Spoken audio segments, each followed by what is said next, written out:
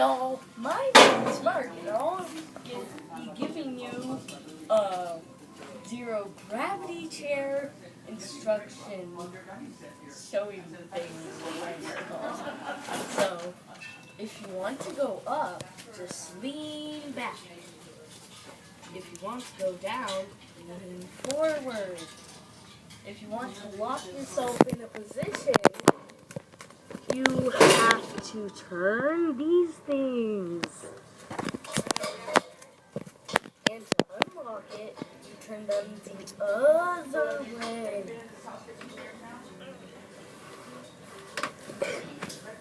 And if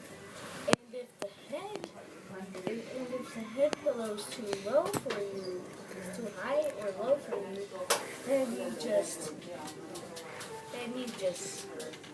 can just push it up and down. And that's how you do a zero gravity chair.